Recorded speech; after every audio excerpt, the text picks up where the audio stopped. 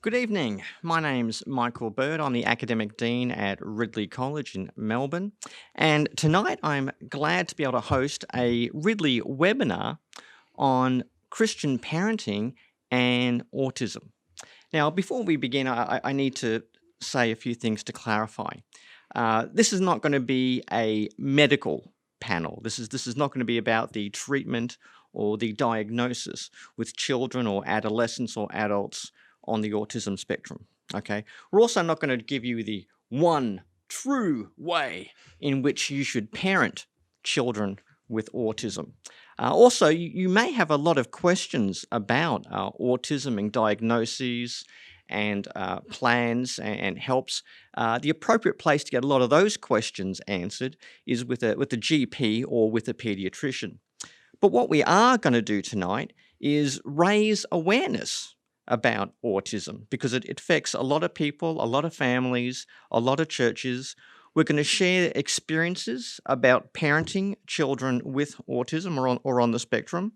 We're going to suggest ways that churches can support families who have a member who is on the autism spectrum. And then we're going to tie that to more generally to things like theology, church, disability, and pastoral care. So that's what we're not going to do and what we are going to do. And let me add as well, the whole field of the treatment, the diagnosis of the autism spectrum, there are a lot of debates, particularly in ASD about, the disorder or deficiency, or is it merely something like neurodiversity? So there's debates about what is the best terminology. We are not taking any sides in those debates. We're really just talking about our own experience as parents and as educators, how we can best care for and love children on the spectrum, and doing that specifically from a Christian perspective. But first of all, I would like to introduce our guests, which we have here. First of all, a lady who is no stranger to me, and that is none other than Mrs. Naomi Bird, who, in addition to being married to me, so you can pity her for that, in addition to being married to me, she's also the Assistant Children's Minister at St. Alfred's Anglican Church in Blackburn North. And together, Naomi and I are the parent of our son, Marcus, who is on the autism spectrum. I'm also joined, however, by Louise Griffiths. Louise, you're a special support educator at Mount Evelyn Christian College. You're also the parent of a child with special needs, and you're married to a Presbyterian minister. Yes, the full kahuna. the full kahuna. So can you just say something about yourselves briefly? First of all, over to you, Naomi. I'm Naomi, married to Mike. We've been married for 22 years, and we have 4 great kids. So not just one, but we've got 4 great kids, and I have been working with in our church for the last couple of years doing children's ministry and dealing with autism for the last, I think it's 7 years. So, yeah. Excellent. Thank you. Louise? So my interest in this whole area began when I became a teacher in 2000. And at that stage, autism, we weren't taught about autism at university. I remember getting my first student and there was something a bit different about that student and beginning to understand the unique way he was wired and to see the potential for the kingdom that this boy had through his different skill set to what most of the other students had. So I think seeing my first student being actually diagnosed on the spectrum and then moving through working in different contexts and then going into special education, it's just been an amazing journey, and seeing the way that our faith can be brought to bear on the whole discussion around autism and the way that we as a church can respond to children who have autism or any other disability for that matter. Good, wonderful. Well, one of the things we've got to discuss is sort of a definition about what autism is. Now, I remember as a I think an adolescent in the 80s or 90s, I saw the movie Rain Man with Dustin Hoffman, and that kind of image kind of stuck with me for 2 decades. about what autism is. Now, that's Hollywood, that's divorced from reality. But for a lot of people, it's that kind of thing in the media they get. I remember seeing the odd autism awareness ad, in the 1990s. Sort of things about it I remember vaguely. Could you please tell us what is autism? Totally. So autism, it was first being discussed in the 1930s, and with time, the American Psychological Association have begun to sort of massage a definition of what autism is, and it's been evolving, and even the latest diagnostic manual, which we call DSM-5, has once again formed a clearer definition. So basically, there are a few markers that need to be present for a person to be diagnosed with autism spectrum disorder. And you are correct before when you said about the word disorder. It's quite a negative term, and yet for those of us who know and love people with autism, it really isn't a disorder when you get to know the way we work. So for want of a better name for it, ASD. So the things that must be present for a diagnosis of autism is challenges with social interactions. So verbal communication, having a conversation, it might be stilted. The person might struggle to keep the flow of a conversation up. They might misread facial cues and body language, or indeed behave in a way that also doesn't clearly communicate what they're thinking. And the other thing that's a classic marker is the difficulty in developing and maintaining friendships.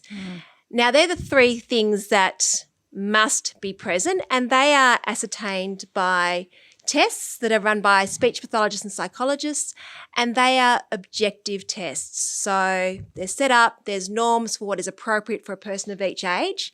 So, and there's cross-checks and all that sort of thing that happens to get that part of the diagnosis through. The next aspects, you need to have a few markers present. So one of the markers will be a need for routine and sameness. And I think actually Rain Man really came out with that there was certain clothing that the main character had to wear, certain routines, TV shows that had to be followed. Now, for most people with autism, it's not that extreme. There'll be preferences. The other things that you may see in a person with autism is a sensory sensitivity, so an over-awareness of textures of clothes, maybe an auditory sensitivity. So some way the senses are aroused more quickly and perhaps more painfully than for a More person powerfully. who... And things like smells as well. That's right. So things that for what we call a neurotypical person may not be an issue, but for someone who has autism, it may actually cause some distress. Yeah. So keeping in mind as well, it is a spectrum. So if Rain Man is at the absolute end, then you've got people who would not even know that they would fit under the diagnosis of autism. So it's just so hard to perceive. So you've got that whole spectrum, which is why it is called autism spectrum. And is it fair to say that it can sometimes present differently in boys than girls? That is true. Often girls don't present as obviously, and sometimes the features of autism become more pronounced in later years. They tend to mask better, don't they? Yeah, they do. And they're able to mimic ideal social behaviours. That's what I've... Theoretically, yeah. Yep. Okay. Yeah. Excellent. Well, thank you. That's a very good opening definition. Thanks. Good of clearing the deck on what we're dealing with. Now let's get into some personal stories. Naomi, actually, I'm very intimately aware of your story. Yeah. But probably the people watching and listening, they may not be. Now, we started off with two wonderful girls, two Yes. wonderful little blonde princesses who came Yes. into our life. Yep. And then all of a sudden, this little boy came into our life who was a bundle of energy that we could not imagine. Yes. And it was like this little juggernaut running around our house. But we did begin to notice that things with our son Marcus might be a little bit different. Yes. And we thought this is just because, well, he's just a boy and Yes. that's what boys are like. And then we realized, well, maybe there is something else going on. And I remember our boy was different. Yes. When we were walking along a beach one time and there was a rock pool, and he looked into the rock pool, put his hand in and pulled out a fish. And he was like 4 years old. Yep. And I remember that this boy is definitely, I've never seen a 4-year-old do That is a gift. That is a I know. He's got this laser-like focus. Yes. And even now when he walks through the bush, you can see a lizard at like 50 meters. Yeah. Like there's a lizard over there. He's got this like superpower of being able to focus. But do you want to describe what the journey was for us in getting to the point of a diagnosis with our Marcus? Yes. So Marcus was diagnosed at the beginning of grade 1. So he was 6 when he was diagnosed. But the journey to there was a bit of a struggle. I breathed a very big sigh of relief the day that he started prep, because I didn't have to deal with the crazy busyness all day, every day. But things started to twig for me when he was probably around 4. I kind of was wondering what was going on with him. And it was the comparison. So after Marcus came our youngest, Theo, and Theo started to do things that Marcus had never done. So I'd always thought that Marcus was just a boy. So we'd had 2 Very girls. active boy. Yeah. We'd had 2 girls, and this is what a boy looks like. And interestingly, I was comparing Marcus to my brother. So that's what I was used to. It was this busy, crazy boy. And then Theo came up, and he started doing things that Marcus wouldn't. So Theo would sit and colour in, and Marcus never coloured in. And Marcus would watch TV upside down. He would never sit and watch TV. It was some other sensory input that he needed. And as Theo got older and we noticed these differences and he went to prep, I read an article about sensory processing and went, it's like somebody sat in my living room and wrote this article about my son. And that started us on the diagnostic journey. So in prep, we spoke to an occupational therapist who did some sensory work. So Marcus is a sensory seeker. He loves heavy pressure. He loves like tight hugs, and he's the kid that would spin on a spinny thing and go round and round and round and never get dizzy. He once somersaulted across our oval and just got up and walked away. Like, it was just completely normal. So we're having an occupational therapist work with some of our sensory issues, and then eventually our diagnosis of autism came at the beginning of grade 1. Yeah. And that's where the teachers were saying, from what they know of autism, they found some difficulties in regulating his behaviour or getting the right energy level for the right task. The regulating that sensory input, going, what is developmental and what is not quite right. So, halfway through prep, most kids are learning to sit at mat time and what energy is required for that. And he was really struggling with those things. That early on in the early childhood, that was the big thing, getting him to regulate his sort of energy level for the appropriate activity. Yes. And we were able to coach them that into a little bit. Yes. But it's something he did struggle with, and to be able to sort of bring his level down. The teachers developed some very interesting They did. They developed tasks. some really cool skills. Like, there was a box of books in his prep classroom and a box of books at the office. And the teacher would go, I think the office needs these books. And Marcus would carry these box of heavy books down to the office, and the office lady would give him another box of books to carry back. And these boxes of books just went back and forth between the office and the classroom, just to give him some sensory input, which enabled him to do the tasks that he needed to do. Just sort of bring him down an octave so he could then appropriate on the task at hand. But then we had to go to a paediatrician. Yes, and we our first diagnosis was actually not autism. Our first diagnosis was ADHD, which kind of made sense. And in all honesty, when we started seeing a paediatrician, autism wasn't even on our radar. It wasn't on my radar anyway. The sensory issues were, but my experience of autism was a young man who was at that was in my church when I was growing up, and he was quite severely intellectually disabled, and that was my experience. So that's what I thought autism was. I think that we have this an extreme expression of it. The extreme expression. So if that's what you've experienced and you're not educated as to what the autism spectrum is, it's hard. It's easy to go, well, he's not that, obviously, but at the beginning of grade 1, the paediatrician did diagnose ASD. So And that was the beginning of the journey for Yeah. how we help him with his needs, life skills, and education. Yeah. Yeah. But it was also a sad moment because there's a grief that comes with a diagnosis, and it's about that moment of realising that your son is going to struggle, and there's going to be things that they may or may not be able to do. And having had 2 older girls who, at moments, we don't even think about, are they going to go to university? Are they going to learn to drive? Are they going to get married? You just naturally think these things will happen. But when a diagnosis happens, it's, will they get married? Will they be able to live independently? What is their life? Are they going to struggle their whole lives in a society that is not built for people that think and look at the world a little bit differently? For people who experience the world differently with their neurodiversity. I mean, the way I've thought about it is, there's for me, it wasn't a grief. It's this realization that your whole life is now going to be struggling up this big hill.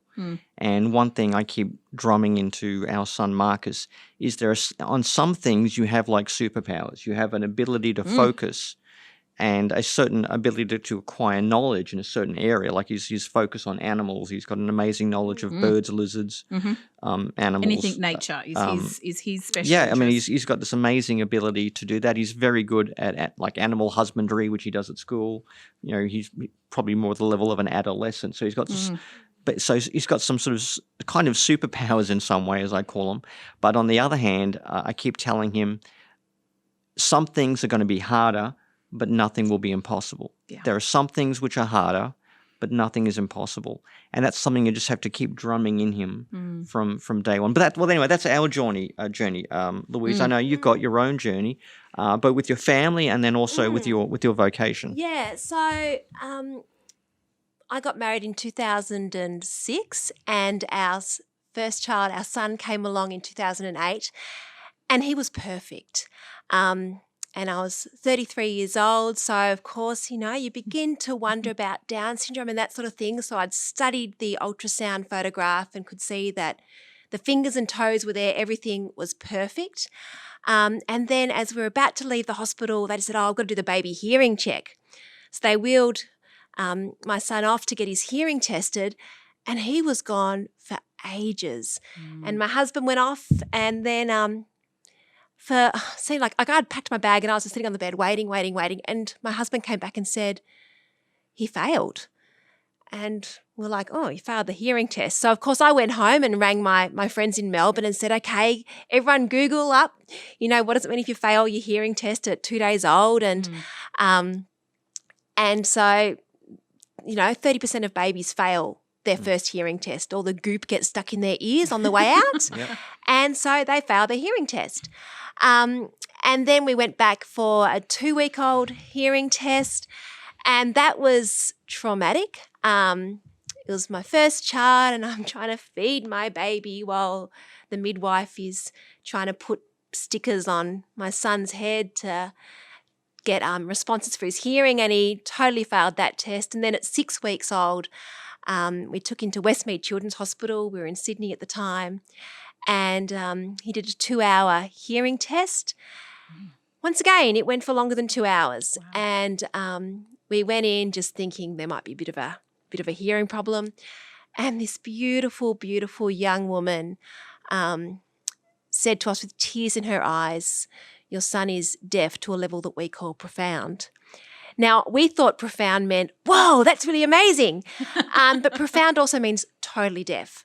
Like jackhammers would be all that he could hear. And so that sort of just rocked our world. And as you said before about, you go from thinking, oh, what career will they do? And, what country will they live into? Oh, will he be able to hear about our faith in Christ? Will he be able to hear us telling us he loves him? How will he feel about God? Will he get married? All those questions. So it puts everything into a different perspective. And going to church on Sunday with our beautiful, beautiful deaf baby, with people saying, I can't believe that happens to you. You're a minister's wife. How could a minister's wife have a deaf baby? So all this, yeah. So at 10 weeks, our son got hearing aids, and at 7 months, he got cochlear implants. And the cochlear implant surgery was very, very successful. And so then we were on the journey to get Cody speaking and hearing ready for school. So even at the 6-week mark, when we were told about the journey ahead of us, the lady, her name was Bartul, said, if you work really, really, really hard, he'll be able to go to mainstream school. And so I was like, right, that's where we're going. And so we worked really, really, really hard. And with thanks to God, we managed to have Cody ready for school. To have him as a deaf child in a mainstream school was just incredible. God's kindness to us, He enabled us to move back to Melbourne just in time for Cody to start at the school that I knew and loved as a past teacher, and they were so accommodating. So the journey from there has been juggling devices and working out how to make the cochlear implants work to their best efficiency.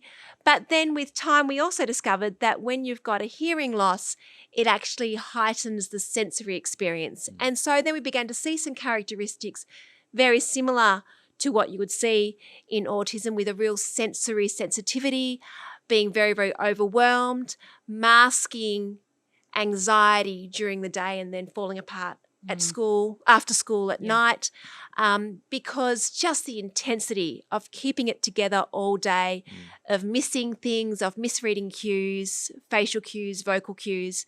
And so that's been an ongoing journey for us. So that's been the family situation. In the meantime, I did some work in the secondary school at Dunbar Christian College and got to work with some beautiful young people who were so smart, but couldn't keep up in class.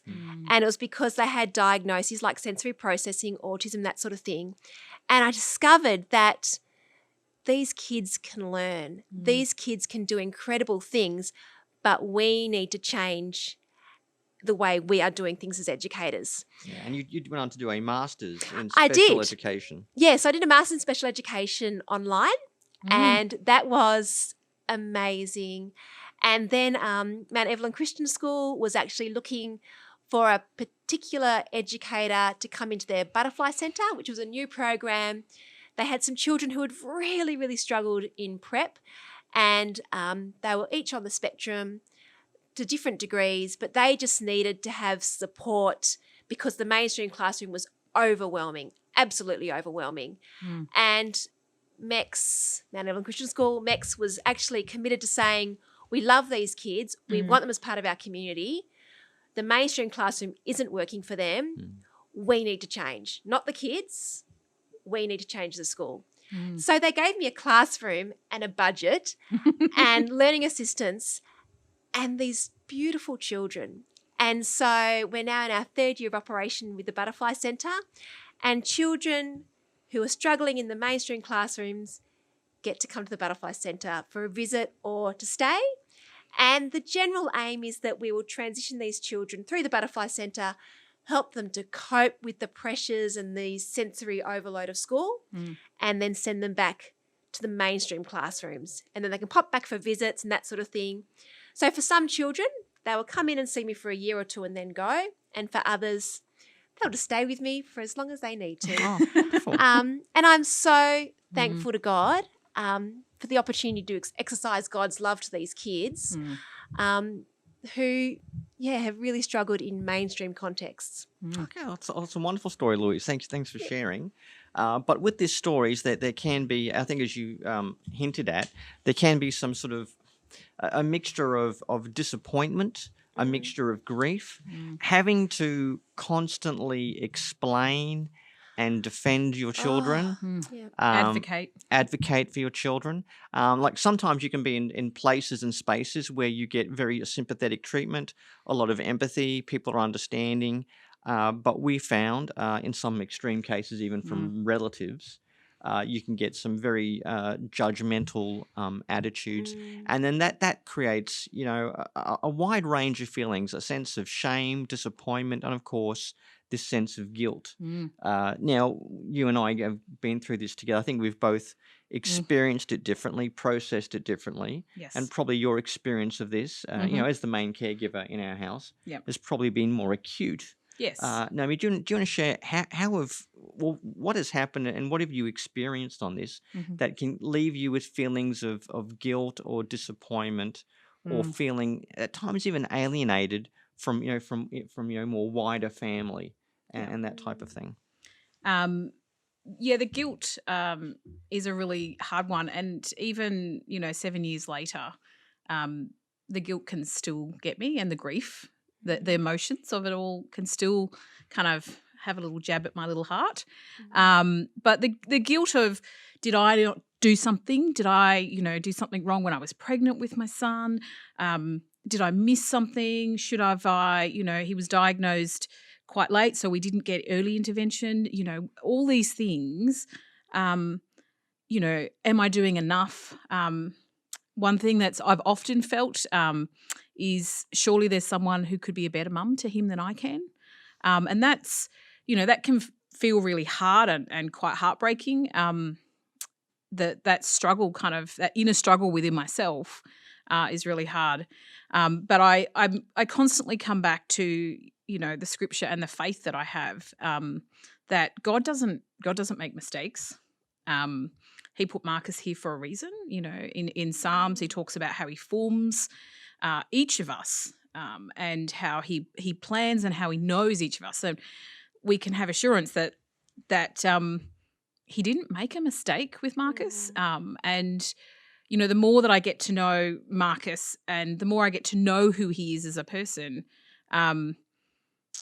he's going to go on and do great things. He's going to, he sees the world through a different lens, maybe slightly hypo lens at sometimes, but he sees it through an incredible... through a reptilian lens. Through a reptilian lens, yes. Yeah. But he's just incredible. And but it's still really hard, because you want your kids to thrive. You want them to go on and do great things. And Yeah, and then you see when he's aware of his differences, yes, and how he can try to mask that or try to negotiate that, and you see him not necessarily anxious, but self-conscious, yes, of being different. And I mean, at other times he's gloriously not bothered by it. He's no, just happy. in his own little world. He's like, I'd rather chase butterflies. I don't want to play your game. What's the funny thing though, is that we met last year because our sons were friends. And during lockdown, when they were doing the online catch-ups, I was nothing but thankful to God for your son. Like, I was just so thankful to the gift he was, that twice a week they would get together and play games online. And the fact that my son recognised Marcus as one of his best friends, like, I was nothing but thankful. Yes, yeah. And I was oblivious to any concerns you may have had, because he was a gift to us during lockdown. Absolute gift. So thank you. Well, I think Thank that you it for was, sharing it was your... good they had each other, and it was something to do. I found, during lockdown, the kids worked well when supervised or when cornered like a rat in a trap. But no, it was. And having teachers at school that were able to connect our boys was a real blessing. It was so kind of them. It was. It made such a difference. It worked well, and that's why it's good when they make friends. With people. Whether on the spectrum or not. All kids can have their own challenges, their own problems, their own anxieties. At some point in their lives, they're going to most likely have some kind of mental health issue as well. And knowing about the ability to support each other, help each other within school communities, faith communities, and or just in the relationships you make growing up, I think is going to make us all, better human beings and better followers of Christ. Now, have you gone through a similar journey to us with this kind of, what did I do to deserve this? Have I, who sinned, me or someone else? or people being, or like if you had more faith, this wouldn't we've sort of, those sorts of things can come up. that's a whole webinar in itself, I Oh, think, well and Mike. truly. Look, it was very early on. Cameron and I both agreed that we didn't feel that going to a healing service was the journey for us. People at our church gave us pamphlets suggesting we go to various things. We strongly felt that cochlear implants was God's provision to us. Yeah. And we were so thankful for that and for the work of Graham Clark. God was also very kind to us in our situation. There was a number of things that may have caused Cody's deafness. We are one of the fortunate families where we were actually given a reason. So at the 5-month mark, we were told that Cody had a pair of recessive genes for deafness, Connexin 26, that Cameron and I kindly bequeathed to him. Such a nice gift. That's right. So there was nothing we could do to change that. Yeah. Beyond not having children, there was nothing we could do. So I think that was, I don't know how I would have coped if I'd have realised that I'd caught an illness that had and it happens. Yeah. It does. And I had friends who had deaf children who had taken medication for their child in pregnancy that caused the deafness. And so the turmoil they felt was just horrendous. I think for me, rather than could someone do it better, as a teacher, it was more no one can do it better than me. So for me, being gracious and understanding that everyone is doing the best they can. Yes. And yes, I may know everything there is to know about Cody's type of deafness, but these people are godly, loving people, and they are just doing everything they can. And so I need to cut them some slack. And I think that's, the growth in my Christian character during this time. And, those really annoying shop assistants who just say totally inappropriate things, like the one, let me just bring it out now actually while I'm talking about it, like the person at Target who made a comment that my son was a cyborg. And I knew it was negative. I had to go home and look up what a cyborg was. But I was like, and I was raging for hours after that. And I let anger take a hold of me. So learning to be gracious. But you mentioned about, whose sin. John 9 was the thing. And whenever I was asked to give a talk at a women's event, I'd pull out my John 9 talk because it's all about that man born blind. And the disciples say to Jesus, for what reason was this man born blind? Did his parents sin or did he sin in the womb? And Jesus says, no, it's for my kingdom purposes that he was born blind and then he was healed. And all through this journey with Cody, the number of people I got to meet in that first year, I met women of the Islamic faith, and we got to chat late into the night over Facebook Messenger about why God would allow our children to be born deaf. When would I ever get to chat with a Muslim lady about our God? It was an incredible experience, and medical professionals would stop and say to Cameron and I, sorry, you two are really coping with this very well. What's going on? Why are you guys so calm? And we were able to say, our whole church is praying for us. And so our faith was able to become a talking point, and we were able to witness to people in the midst of this terrible situation. And I guess my prayer for Cody now is that just as I can see the kingdom purposes in my life, in our son being born deaf, it's my hope that my son gets to see God's kingdom purposes in his life as well through his deafness. That's wonderful. That's wonderful. Well, let's move on to a new topic. Let's talk about autism, church, and faith. Now, here we have to say, sometimes children on the spectrum, particularly those who sometimes can be a bit hyperactive, can be very much, them and their parents can be looked down upon. Like, you need to get control of your child. What's going on here is a lack of parental discipline. You get those sort of things, and it's like, oh gosh, brother, you don't know the half of it. You have no idea what you're talking about. And we've seen people kind of like roll their eyes at us, with not just one but maybe multiple children, maybe a little bit more energetic, and I've been worried about my boys, running around church knocking over some poor old lady who breaks a hip or something. You can get some very judgmental attitudes, and you've also got the issue of how do you disciple and grow in the faith children on the spectrum, because they experience the world differently.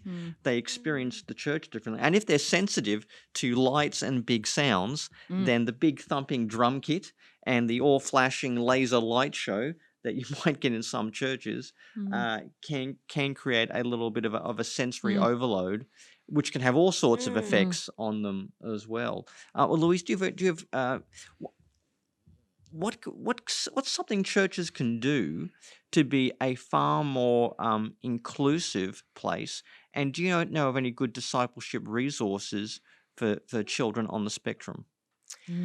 I think the first thing is just ask the families. Just ask what works best.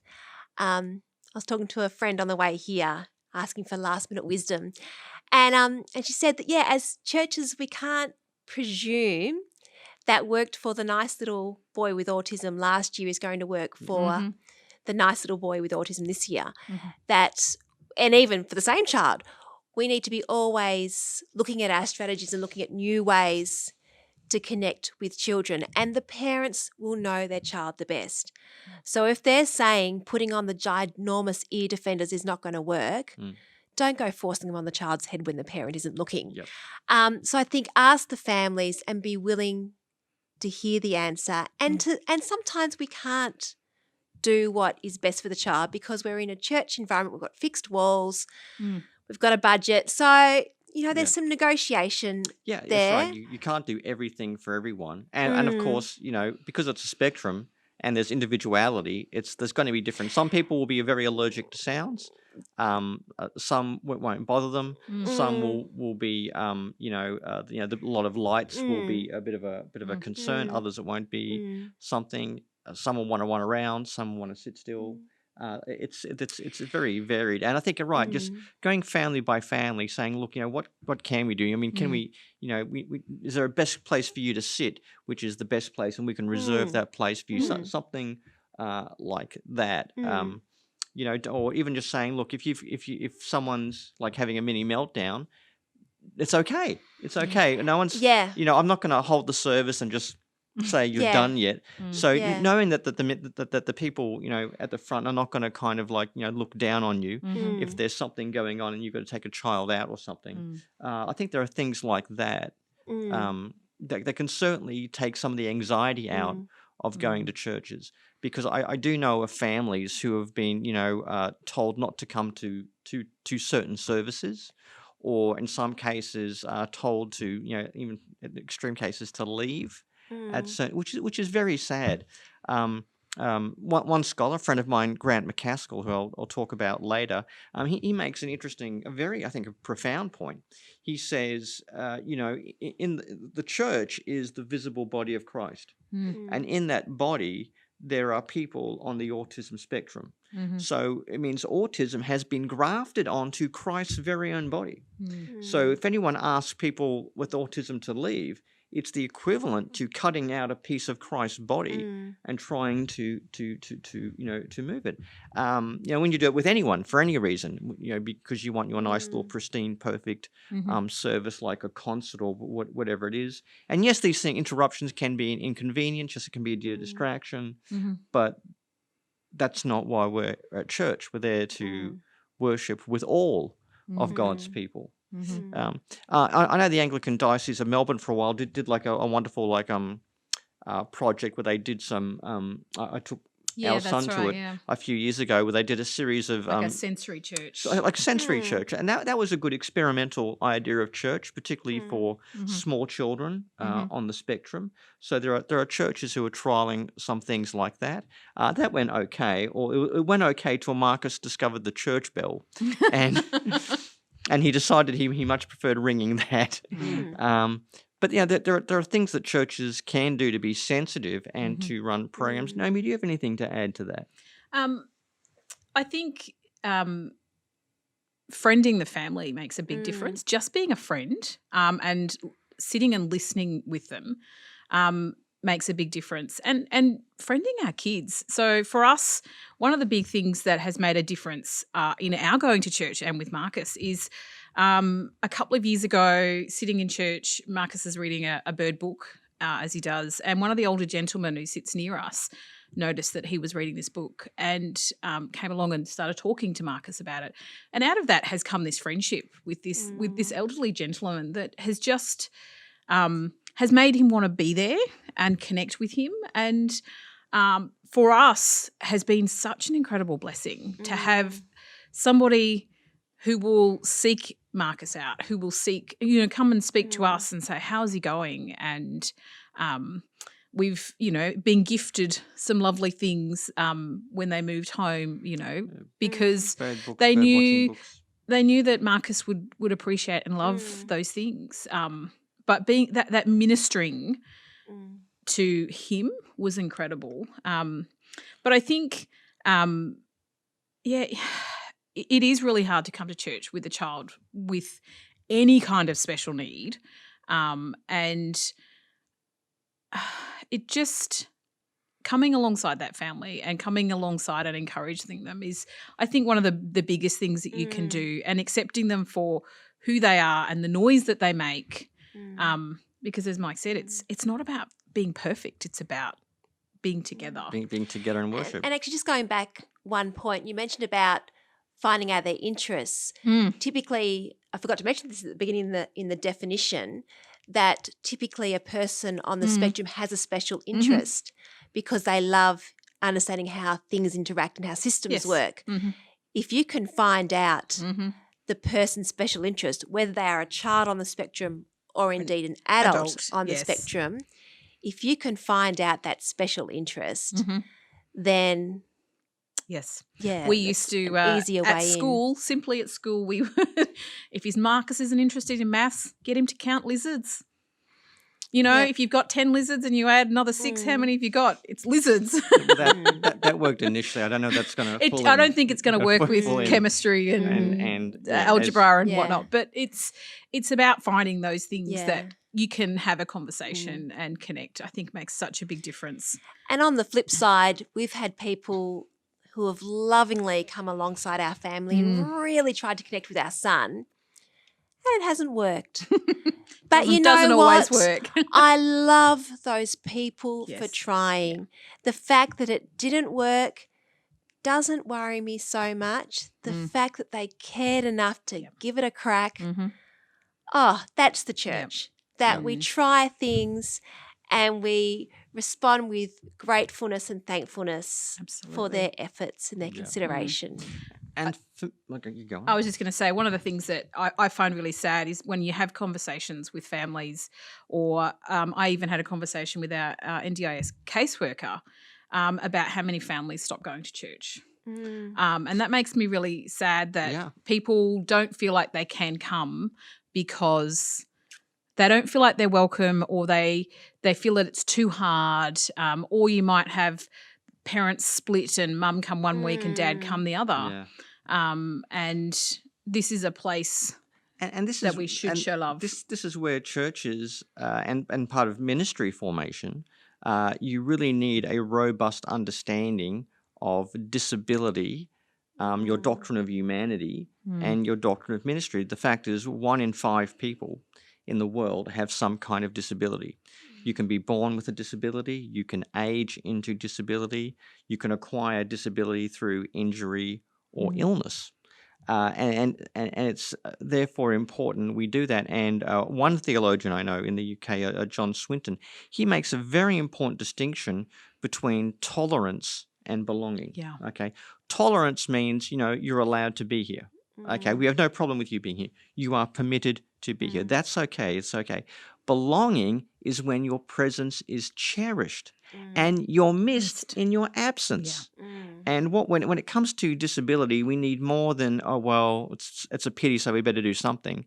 We need to move beyond tolerance, beyond toleration, and move to a sense of belonging, where people, regardless of their abilities or lack thereof, are cherished for being there and who they are and what they bring. And then when they're not there, we genuinely do miss them. Okay. Because God has entrusted us with all the people in our congregations. What a privilege it is to have people from any walk of life come to our church.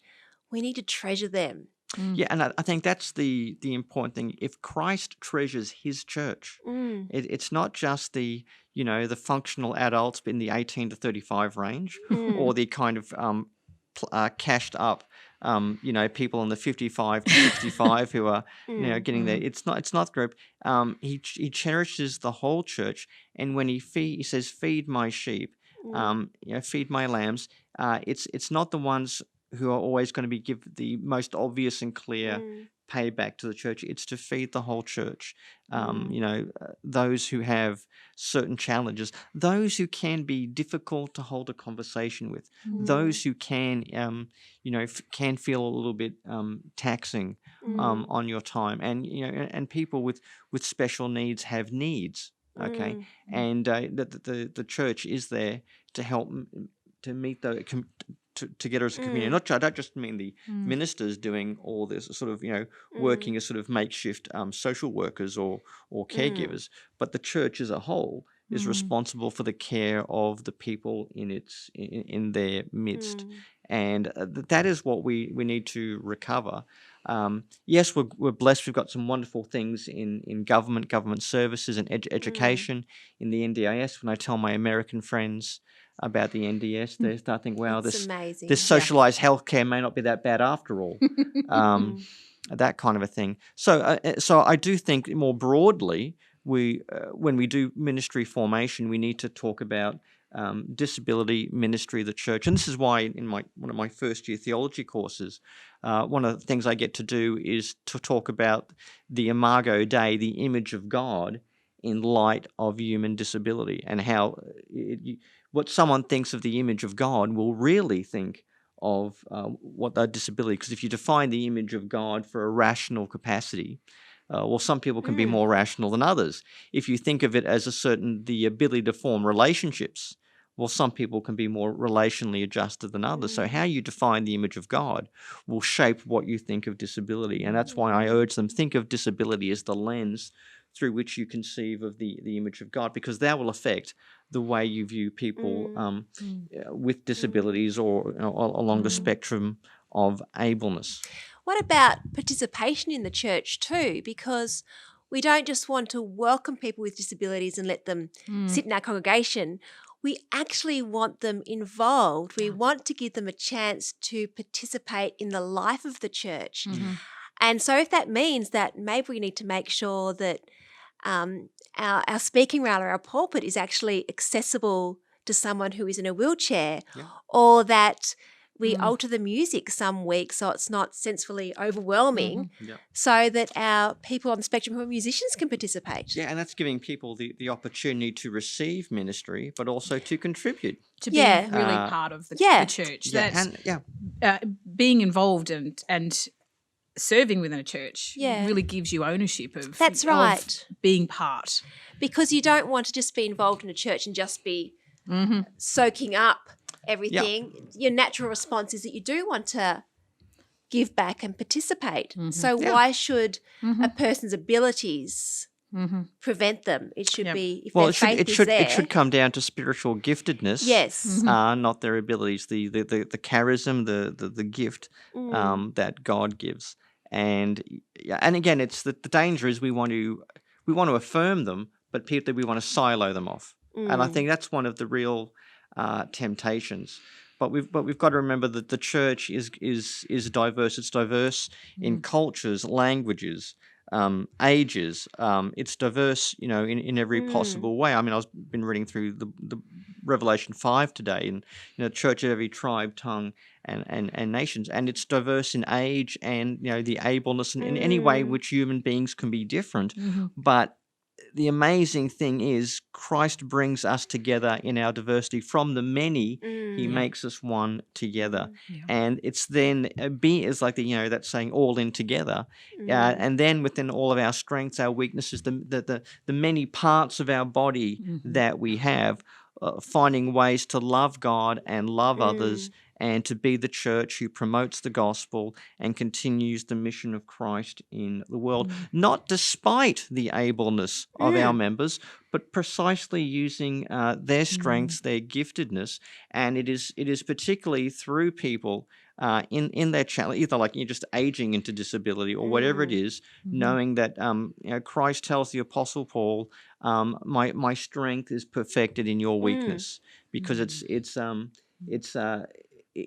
in our weakness, it's in our vulnerabilities where God gets the glory. Because because in that position you cannot say, well, obviously I did it because of my inherent greatness and everything. It's no, I am, all of us in our own way, broken, vulnerable, something else, and yet through me, God can bless others. That's the message we need to keep. We need to get rid of the idolatry of success or whatever the idols that the church has to be, and say no, that the church is these jars of clay, which are a little bit crumbly, a little bit broken in places, and yet they are vessels of God's glory. And that's when God could be most glorified. Absolutely. Yeah. Exactly. But any other thoughts about autism and the church? Resources that you can point people to, or any support groups you're aware of? Well, funny you should mention support groups. When Naomi and I actually met without masks on for the first time about 4 weeks ago, we had a lot to talk about, and we could not contain all our thoughts about this topic to just tonight. So Naomi and I have thought about starting our own podcast series, Conversations from the Frontline. Yeah. I love that look of surprise, as As if this is a shock to you. Yes, I feel like one of those actors hired to say like. I know, it's a bit of an infomercial, how can you get that isn't it? stain out of this shirt? Yeah. So we are really excited about the potential to open up the conversation, not just about autism, but about disability in general, because we've got a lot to say. Yeah. But also there are some incredible people out there. To learn from, yeah. Yeah, some incredible people that we want to hear their stories as well. And so we've started a Facebook page. We have. Conversations from the Frontline. Faith, disability in the church. Was it disability, faith in the church? I can't remember what the subline was. The logo is yet to be. It's still developing. Patent pending. Yes, pending. indeed. Yeah. And then we've also got an email address. We do, which I actually don't know because you actually the I know. Okay. So the email night. address is conversationsfromthefrontline@gmail.com.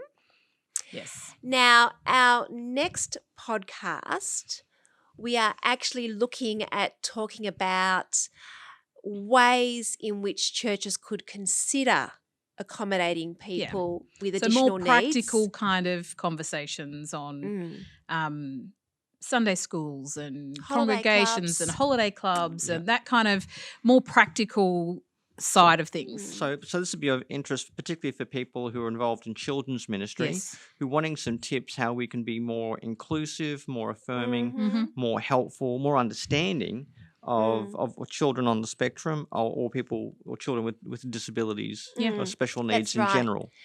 Now, the problem is that Naomi and I know two children extremely well, and then we've got the people we work with, but we want to hear from other people. Yep. So we don't actually hold the entire wealth of information on this topic. Oh, no. So we would actually love for people who are seeing this tonight or watching the recording to email us at conversationsfromthefrontline@gmail.com and share with us their ideas. We would love to develop a bank of resources that are available for the church or even for parents to take to their church and say, I got this tip sheet. Yeah. Could you have a look at it and see if it could be implemented in the Sunday school? So we just want to help each other out. Yep. Okay, well, that sounds like a wonderful idea and initiative. I think we're going to pause for about a minute or so. And if people have any questions that they would like to ask, the Q&A is open. Now, can I just point out that although my name is Dr. Michael Bird, my PhD is in New Testament studies. I'm not a pediatrician.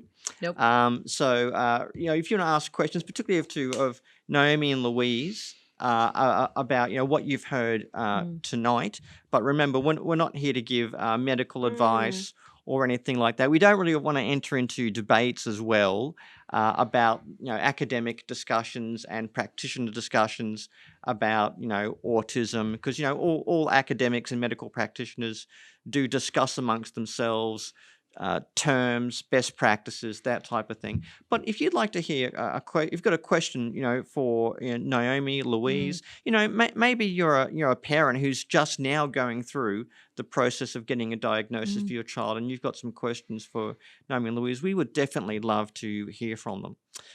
So we'll wait a few more seconds and see if some of those questions come through. I'll ask my darling wife to pass me my trusted iPad, yeah. I think while Mike looks at the questions, Yes. For those who are going through the diagnostic process right now, knowing that God has got a plan for our kids, Absolutely. that God knew our children as they were being formed in our womb, and that, things may be hard, but God has a purpose for all our children. Yeah. And the most important thing is that they come into a knowledge of Jesus Christ. Yeah. And the relief for Cameron and I when our son could hear and we could read the Bible to him, and we could discuss God's word, that's the most important thing. Like all that other stuff is... That's terrific. I've got our first question here. This is a question from Vanessa. First of all, I apologise. I may not be able to answer all of your questions, but I'll go through. Vanessa says, online church that started because of last year has actually been a huge blessing for our family. She says, thank you for running this tonight. How is COVID, and doing church online, how has that been for the children? I think it was unique for us because they were largely watching videos of mum. For us, it was a unique experience because I would record a kids' talk upstairs and then we would watch it downstairs. Or the kids would hear the editing process. So for us, it was a little bit unique. But I think it simplified church. That you could sit together as a family. There was less pressure. There was less sensory issues. It gave relief for some, and I'm pretty sure for some adults too, not just for kids. It was a bit like watching mum's own TV show. Yeah, it was. It's kind of like, and but it was, I guess for us, it kind of condensed church. Yes. Because we would do, it was almost like like what we do, like at bedtime, a certain routine where we do a Bible reading, we do prayer, maybe do one of the worship songs in the online service, but then we'd watch this wonderful and actually this is very good, creative, these children's ministry done by Naomi and Ross. They actually became quite famous. We actually met a financial advisor who knew my wife, whose kids were watching through the Nice. So we did stuff like that. But yeah, I mean, you have to say for some people. I mean, there's a whole bunch of questions here about, how church is online church. But in terms of a way of receiving ministry, and for some people with certain types of anxieties and social allergies, online church, you would say, could be at least part of the solution. And it has been, again, I'm not saying it's ideal, and I don't want to get into the debate, is online church true church? But it has been a way that people with special needs can be ministered to in a way that is helpful to them. So any thoughts on that from the two of you? I think also I loved online church, really, really loved it, but missed the face-to-face contact. But I think as a parent, looking at what made it so great. So for my kids, they were in comfortable clothing. My son was sitting in a bean bag with a blanket over him. So the sensory input was being met, the sensory needs were being met. Why aren't we doing that at church? Like, what stops us from doing what we were doing at home and bringing it to the church building? We can actually take the cues from what worked at home and take that to church. Yeah. So I think, work out what things did your kids love. Why do we dress our kids up perfectly at church? Like, why can't they wear I'm just grateful they're not naked, to be honest. Well, yeah. And I'm grateful I'm not naked. I mean... Moving on. Let's just not go there. Interestingly, we did Sunday school this last week and we brought our bean bags down. And we're like, let's do this. Let's do something different. And the kids loved it. So, it was something different to make them comfortable. And our church, fortunately, is held in a school. And so we've got a playground outside. My son goes out and plays on the climbing frame during one of the songs just to have a sensory break. Yep. So we need to loosen up a bit. And that's what online church let us do. Okay, I've got another question here from Natasha. This is, what was the experience of your children like having a sibling with ASD? How can we support everyone in families? Ooh, I like that. I like that question. So that is a good one. I guess from our family, I think people have been fairly supportive of Marcus and a little bit sort of, giving him sort of a bit of slack. But at the same time, because I find with children on the spectrum, they need a very fine balance between compassion and firmness. Okay, that's a fine. And I think the siblings every now and again need to be coached a bit on how to best treat their brother and how best to care for him. But I think they're generally a family. You get the old sibling rivalry, and he got more ice cream than me, and that's just normal. That's normal. But our oldest daughter has actually embraced our son very well. There's 9 years between them, so she at points is really good with him, a lot more patient than what we would be sometimes. So that's really good. It can be hard for siblings because things change, so you may not stay at a party for as long, or you may not get as many invitations to lunches because you've got a child that requires a little bit more attention. But I think supporting families, I think that's the key. There is there are things that you can do for siblings, maybe offer to take them to the church picnic because so that the other kids can stay home, or those kind of things to include them where they might miss out, I think makes a big difference. And just bringing a meal, like that's a simple thing that you can do for a family. And I know that seems kind of trivial when you're dealing with a disability that's long going, but it's Bring a breath. Me a meal anytime. It's just a breath.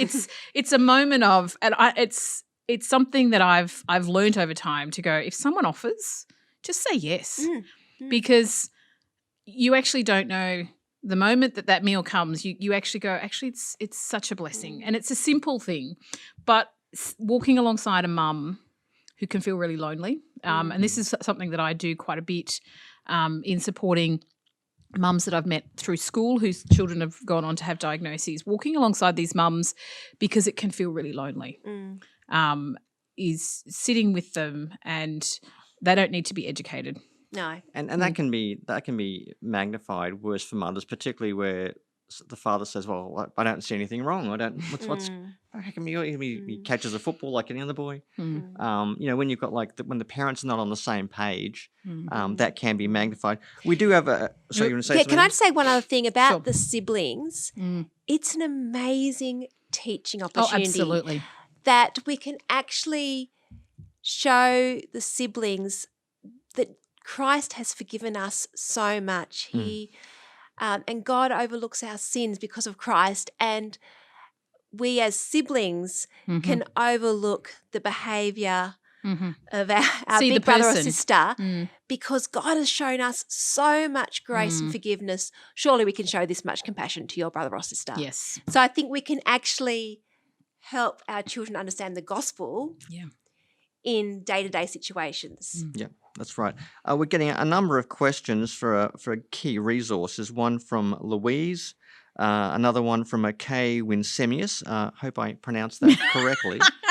About resources anyone could recommend. I want to recommend one resource, and to answer Fiona's question, that quote I came from, or that mention I made about autism in the church, one of the best things I've read on this topic is Autism and the Church by Grant McCaskill. Grant is a Scottish New Testament scholar, but he himself is on the autism spectrum. So he's been through the journey as a sort of somewhat middle-aged adult of getting this diagnosis and how it's affect him. This is, I found, a terrific book because it kind of gives you an introduction to the medical stuff, like, what is autism, that type of thing. But then it talks about, the doctrine of the church, or to be a human being created in the image of God. It even talks about, certain things like autism and sin, okay, and some of the struggles that people on the spectrum may have. It talks about renewal and how the church can love and care for people regardless of where they're on the spectrum. It is a little bit on the academic side, so this is not kind of your little pop psychology book or just a whole bunch of friendly tips and that everything starts with a cute story and ends up. It is a little bit more on the academic side, but if you want a good book to start reflecting on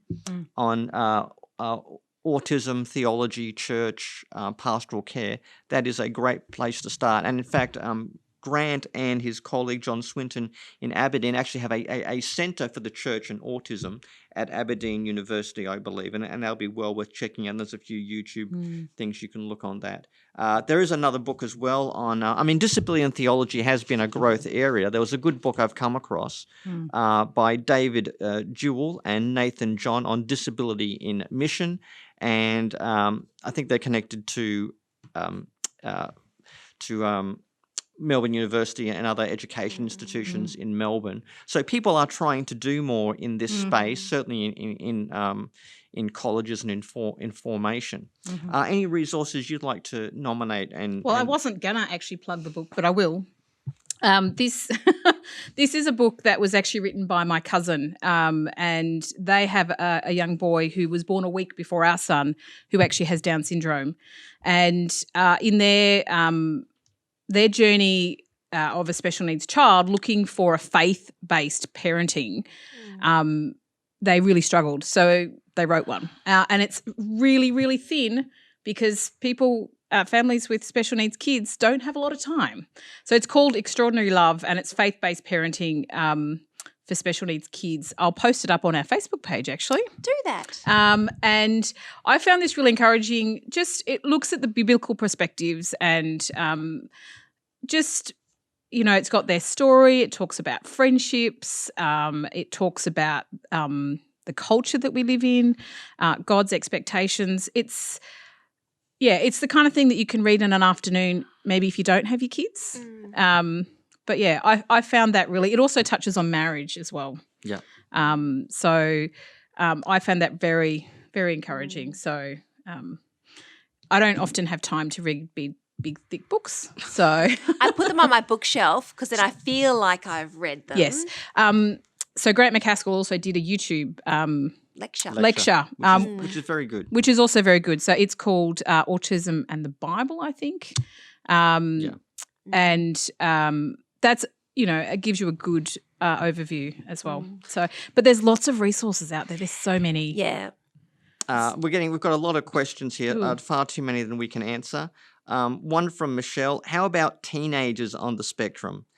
Youth groups tend to be a lot louder and chaotic and too much for kids on the spectrum. Michelle, we're kind of figuring that as we bumble along, to be perfecly honest with both of our boys kids are year 7 this year, so we're just starting the youth group kind of journey. The adolescence. Our little boy's voice got slightly deeper. So which was so he's becoming an adolescent, But talking about youth groups, if you do have NDIS funding, there's no reason why you can't engage a support worker to actually go along to youth group to help your child. And there are some Christians out there that are support workers, but hey, what a great opportunity to share the gospel as well. And there are some good Christians. But taking along a support worker, I think, if you've got that within your funding, is actually, and that's what it's there for. It's enabling children to do what a neurotypical child would do. I think also engaging with your youth group leaders, and letting them know what is challenging about youth group. Yep. Giving them some tips. I'm a big fan of the tip sheet. Yep. Wrote one of those this week. Just a few tips on how to best support your child at youth group. Mm-hmm. I think there's a bit of give and take that sometimes activities are just going to be a sensory disaster for your child, and they're the ones to go, you know what, I'm going to pray that event goes really, really well. We're just going to go to the cinemas that night. Yes. We had a week the other week where we went, I don't really want to go. And I went, do you know what? I'm not going to force. Yeah. If you don't really want to go, I'd much rather him want to be there. And it really is a give and take, and knowing that if the youth group leaders are doing their best, they're not paid, trained experts in the area. We need to appreciate their volunteers and And I often say to anybody who's working with my kids, any of my kids, I know they're not perfect. And if there's a problem or you need some advice, come to me. Like being open and, saying to them, come and talk to me if there's a problem, because I'd much rather know how we can help you and support them. And I had a children's pastor actually contact me as a child's teacher. That's awesome. And I was so impressed that she took the time to give me a buzz, and I was able to give her strategies. And what a blessing to that family. The children's pastor is willing to take that time. Yeah, and I think it also helps if we don't think of children's and youth ministry as a glorified babysitting service. No. This is important, and because this is where it is a place where children are formed. Yeah. Spiritually, in discipleship, where they engage in their own worship, their own partnership in the church. And we've got to make sure we get youth leaders who are trained to do youth ministry, not just kind of, well, I want to be a senior minister one day, but this is kind of the lower peg that you start on. No, this is an actual, a ministry to children and youth. And to do that the best way, you need to be equipped, biblically, theologically, ministerially, and then integrated. So you're doing that to children with special, and if you're in youth ministry, you will have children with special needs. So having some sort of tools, or at least some people with experience you can lean on to relate to all the different situations. Like, oh boy, we're getting so many great questions here. I wish I could answer all of them. Here's one, and this is one maybe both you can relate to. This is from Stephen. Any advice to ministers who have a lot more scrutiny on them about the behaviour of their kids in church? Now, this is something I bet you can all relate to, particularly what does the children's minister do when her children are misbehaving every week in children's ministry? And it's not always the particular child in question. No, it's not. It can be a different child. It can be another child. It can be a different child who. Anyway, I might let Louise talk. Honesty. Yeah. Just honesty. I can't actually think of a time when I've had a challenge, because I've always been honest with people. And I think when they realise that we are doing everything we can, and that these are the reasons for why either of my children are behaving this way, but I appreciate that I'm probably very spoiled, even as a minister's wife. That we've been in congregations that have been very supportive. Honesty and prayer. We're all only human, aren't we? Doesn't matter what position you hold in ministry.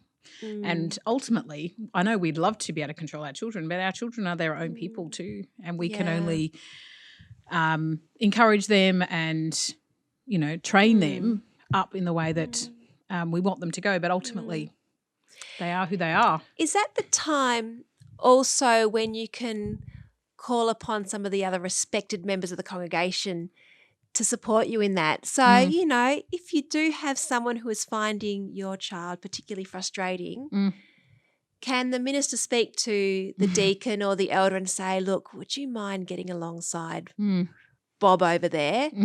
Maybe if he hears it from you, because often the minister sort of comes in for a season, sometimes those tough conversations can be heard better. Yeah. Well, it's good when churches listen to these things. I mean, one of the good things that was introduced at our church was the Quiet Stacks program. And that was where they ran like a parallel ministry group, which was going to be Sunday school group. a Sunday school, which was going to be less intensity, less sort of jumping around games, a little bit more sort of quiet activities for children who didn't want the, dare I say, the high velocity, high energy, sort of like if you don't want Wiggles energy, children's ministry, and you want to kind of bring it down octave, we ran called Quiet Stacks. You mean I did? Well, the royal we. The royal we. So that was a place where that could happen. It was a place for families to have a space.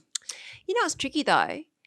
That many of the ministers and their wives who are watching this tonight are in churches where their kids may be the only kids. The only kids. So I think, once again, honesty, but cut yourselves some slack sometimes. Do our kids need to be at all 3 services? Do our kids need to be sitting in the front row with their legs together, not drawing on anything for the entire service? What can you do to support your own kids? I often talk about with my kids setting them up to fail. You don't want to put them in a position where you know it's going to be challenging and you know it's going to be hard. So think about, is it wise, to take that 3rd service, or do my family need to be there? Is there somebody who can support them so that if I have to be there? But And do we have to have people for lunch every Sunday? Nope. Yeah. Perhaps that's not the most loving thing we can do for our children. Yeah. I want to finish off with one question, and I think this is a good one to finish on. I think it's an important one. It's from Kerry. Kerry says, parenting a child on the spectrum can be exhausting. Yes. What scriptures have you found encouraging for the constant challenges? I want to say, Kerry, I see you. Yeah. Okay. We know it can be exhausting. The anxiety can be exhausting. Like, I'm always, if anything happens to me, what's going to happen to my boy? Will his siblings look after him? Will Naomi be able to do it alone? So I feel the anxiety. But I mean, when you have the exhaustion of caring for a child with special needs, and you're fortunate if you've got a wider family and churches and friends and siblings around, that they can share some of that burden or walk with you through it. But what helps you in that journey? I mean, is there any particular verses that are of scripture that jump out? I come back to time and time again. Psalm 121, I lift up my eyes to the hill. So it's not so much about supporting me, but it's looking to God. That's where my strength comes from. That's where my support is. And there are days that I just can't do it. I can't do it without him. And sometimes it's minute to minute and sometimes it's hour to hour. But I think that looking up and looking to God and seeing where is my help coming from, I think is a great comfort for me. So yeah, that time and time again, that's one of my favourite passages that I lift up my eyes to the hills. I guess for me, I mean, all of the children have their own needs, their own requirements, their own things that they need from you at different times of life. At the moment, my wonderful 21-year-old, what she needs of me right now is my car. Actually, she bought one today. Did she bought? Yeah. Oh, hallelujah! Get my car back. But they've got different things, and for me, I guess the whole thing is trying to reflect the fatherly love of God to them, to be in some sense to them Christ, their brother, and to love them and care for them, and it's and just be attentive to their needs, and just make sure there's not a day that goes by where they don't hear the words "I love you." You can tell me anything, no matter how bad it is. There's nothing you cannot tell me, and just making sure. And I've in my relationship with all of my children, you have ups and downs, and particularly with Marcus, like there are times where I felt like we weren't quite getting on, and I felt like he was more respectful to Naomi than he was to me. And for me, it was one of the best things that happened was when uh, a psychologist says, well, the reason why he's meaner to you is because he knows he can say anything to you and you'll still love him. Mm. So it's kind of, which was that kind of made me a little bit happy. He's so confident of your love, he can treat you like trash, and he knows you're still going to love him. Mm. But he's just stuff like that you learn along the way. What about you, Louise? I think my grace is sufficient for you, for his power is made perfect in my weakness. And look, I've got my own mental health challenges as well, and I'm very open about that. And that passage about how the Holy Spirit intercedes for us with groans that words can't express, that when I am just absolutely spent and I'm in a puddle on the floor, that the Holy Spirit is interceding for me. And because of my relationship with God, because of what Jesus has done for me, I have that relationship to the Father. And so that's just an enormous privilege. But look, I'm concerned, Mike, that we've got all these questions here. That's a lot of questions. I would love it. I know that people can write down our email address, conversationsfromthefrontline@gmail.com. If that for some reason bounces, they can just email Ridley somehow and They can find me. They can find Mike. they'll find, And we've got a Facebook page, so you can go there right now, Conversations from the Frontline. There's not much there.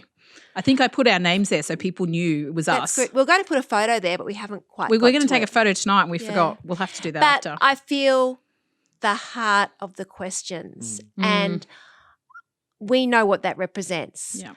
And it worries me that we can't have a all now. conversation with every person. Yeah. Well, we've got to bring it to an end now, sadly. A lot of people asked about the book I picked up. This is Autism and the Church by Grant McCaskill. That's MacAskill. That's the book I was referring to. If you've enjoyed this webinar, don't forget to follow Ridley on social media, particularly Facebook and Twitter, and you can find out about other webinars that we're doing, usually on things like ministry, leadership, the Bible, theology. We've also got some great things happening in our Centre for Children's and Youth Ministry. So you can contact Ridley there. And remember, if you have any real serious questions about treatment and diagnoses of autism, or maybe you're wondering about your own child, or maybe, yourself, or you've got some anxieties, please contact your GP and your medical professionals. But I want to thank our guests, Louise Griffiths, and of course, Naomi Bird.